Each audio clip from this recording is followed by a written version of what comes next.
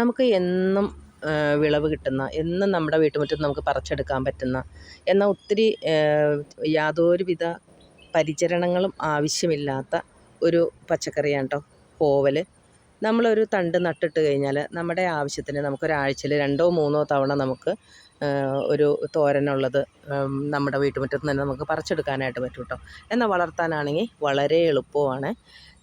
ഇതിൻ്റെ തണ്ട് നമുക്കിപ്പോൾ ചെറിയ മഴയൊക്കെ ഉള്ള സമയത്ത് ഇതിൻ്റെ ചെറിയ തണ്ടുകൾ ഇതേപോലെയുള്ള തണ്ടുകൾ കട്ട് ചെയ്ത് നമ്മളൊരു കുഴിച്ചിട്ട് കഴിഞ്ഞാൽ പെട്ടെന്ന് വളർന്ന് വലുതായി വരുന്ന ഒരു പച്ചക്കറി കൂടിയാണ് കേട്ടോ.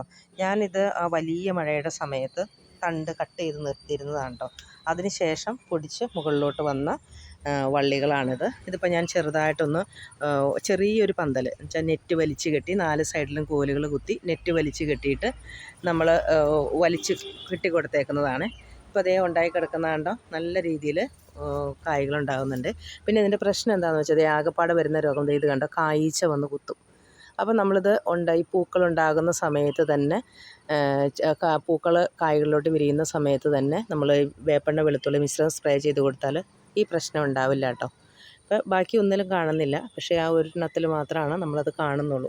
എന്നാൽ പ്രത്യേകിച്ച് വളങ്ങളൊന്നും വല്ലപ്പോഴും എന്തെങ്കിലും ജൈവവളമിട്ടൊന്ന് മൂടി കൊടുത്തു കഴിഞ്ഞാൽ വളരെ എളുപ്പത്തിൽ നല്ല രീതിയിൽ കായ്ഫലം കിട്ടുന്ന ഒന്നാണ് കേട്ടോ. അപ്പോൾ എല്ലാവരും ഇതിൻ്റെ ഒരു കമ്പെങ്കിലും ഒടിച്ചു കുത്തി പെട്ടെന്ന് തന്നെ നമുക്ക് കായ്ഫലം കിട്ടുകയും ചെയ്യുമല്ലോ.